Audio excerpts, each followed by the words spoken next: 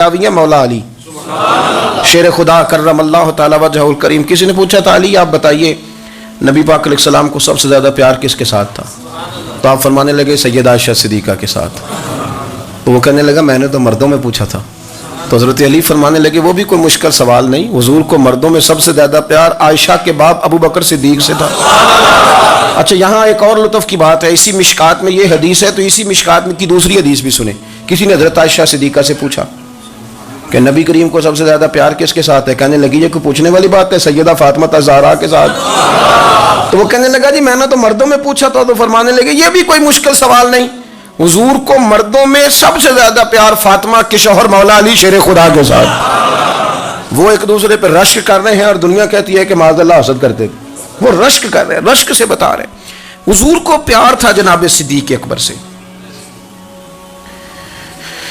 کئی دفعہ نا کچھ اپنے بھی بوجھ بننے لگتے ہیں, وہ مرضی کے مطابق نہیں چلتے, وہ تھوڑی سی اپنی بھی خواہش شامل کرتے, تھوڑی اپنی بھی انا شامل کرتے ہیں. تیری اگر انا یار کے مقابلے میں آ گئی تو دنیا کا سب سے کمزور آدمی ہے, تو کنگال بندہ ہے کہ محبوب کے رستے میں تیری انا آ گئی, غلامی کے رستے میں تیرا وجود آ گیا, اور فقیری کے رستے میں تیری ذات آ گئی, تو کنگال آدمی ہے, تو سیانا نہیں, دنیا کا سب سے پاگل آدمی ہے. حضرت صدیق اکبر نے اپنے آپ کو لپیٹ کے حضور کی بارگاہ میں پیش کی.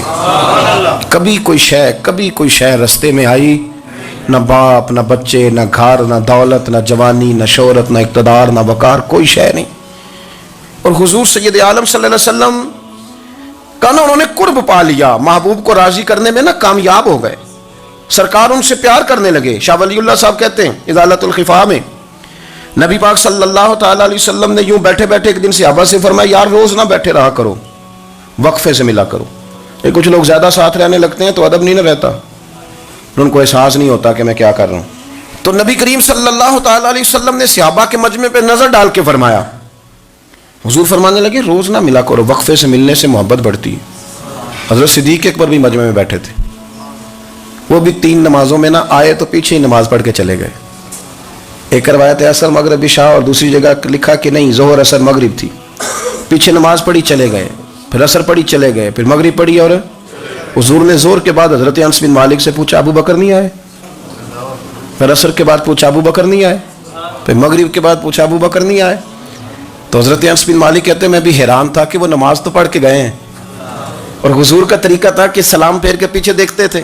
تو حضور نے دیکھ لیا, پھر بھی 3 دفعہ پوچھا کہ وہ آئے نہیں, سمجھے میری بات کو. حضور فرما رہے ہیں نماز پڑھنے تو ساری دنیا ہی آتی ہے, وہ تو اسپیشل آیا کرتا تھا, وہ آئے نہیں جناب صدیق اکبر.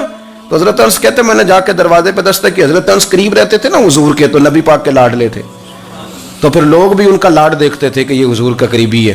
تو کہتے ہیں میں نے دروازے پہ دستک دی تو حضرت ابو بکر صدیق فرمانے لگے کیسے آئے ہو؟ میں نے کہا یار آپ چنگے سیانے بندے.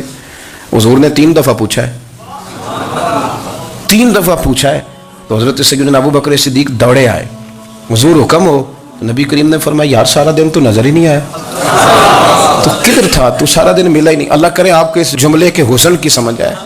آپ دیکھیں جو چاشنی یہاں ٹپک رہی ہے, جو وقار یہاں ٹپک رہا ہے, ذرا اس کا مزاج تو دیکھیں, اور یار تو نظر ہی نہیں آیا سارا دن. تو حضرت صدیق اکبر کہتے ہیں کوئی بات بھی نہیں تھی پر میں رو پڑا. میں نے کہا حضور آپ نے تو فرمایا تھا کہ ذرا وقفے سے ملا کرو, محبت بڑھتی ہے. تو حضور فرمانے لگے ابو بکر میں نے کہا تھا پر تجھے تو نہیں نہ کہا تھا, تو کوئی اور تھے جن کو کہا تھا, تجھے تھوڑا کہا تھا. اور اتنے بڑے جملے نہیں ملیں گے. رسول کریم فرمانے لگے تو یہیں رہا کر, تو رہتا ہے تو میرا دل لگا رہتا ہے, یہیں رہا کر, میرے پاس رہا, تو نہ جایا کر یار, تو ادھر ہی رہا. اور پانی پر نہ سہیلیاں رنگا رنگ کڑے, اور سجنوں اسی تے پریا اس دا جانیے جس دا توڑ چڑھے. آپ ذرا اس لطف کو آپ دیکھیں, اس ذائقے کو. میرا دل کرتا ہے کہ میں یہ حدیث نا لوگوں کی روحوں تک اتار دوں. حضور فرماتے ہیں میں نے جس کے سامنے دین پیش کیا اس نے دلیل مانگی, وہ بھی کوئی اپنا ہے جو اپنوں سے دلیلیں مانگے, وضاحتیں مانگے, یہ کیسے تھا تو وہ کیسے تھا, تو یہ چیز کدھر سے آئی تو وہ کدھر گئی.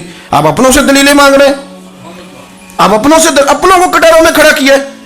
حضور یہ نہیں فرماتے کہ دلیل تھی کوئی نہیں, فرمایا جس نے مانگی میں نے دی دلیل, اور لوگ دلیل دیکھ کے مسلمان ہوئے. حضور فرماتے ہیں لوگوں سنو یہ میرا ابو بکر ہے, میں نے اسے کہا کلمہ پڑھ لے, اس نے دلیل ہی کوئی نہیں مانگی, فوراً ہی کلمہ پڑھ کے مسلمان. یہ احساس ہے. یہاں تو تھک گئے لوگ اپنوں کو دلیلیں دیتے, وہ جی ویسے کیسے تھا, تو ایک بندہ یہ کہہ رہا تھا تو دوسرا کہنے دے جو دنیا کہتی ہے, تو اپنی بات کر, تو بتا تو کیا کہتا ہے, اپنی رائے بیان کر, تیرا نظریہ کیا ہے, تیرا ذوق کیا, تو چھوڑ لوگ کیا کہتے ہیں, اپنی بات کر. اگر ابو بکر صدیق لوگوں کے کہنوں پہ چلتے تو مکہ تو سارا کچھ اور کہہ رہا تھا. اس وقت تو کوئی تھا ہی نہیں جو کہتا کہ نہیں تو ٹھیک چل رہا, دنیا ساری کچھ اور کہہ رہی تھی. لیکن صدیق اکبر کہہ رہے تھے نہیں نہیں, سچ وہ ہے جو مدینے والے رسول فرماتے ہیں, سچ وہ ہے جو میرے آقا نے فرمایا ہے. اپنی زندگی میں انہوں نے بتایا لوگوں کو کہ دین کا مزہ لینا ہے تو پھر ذرا غلامی کر کے آتا ہے, پھر ذرا پورا پیار کر کے آتا ہے, پھر پوری محبت دے کے پھر غلامی کا مزہ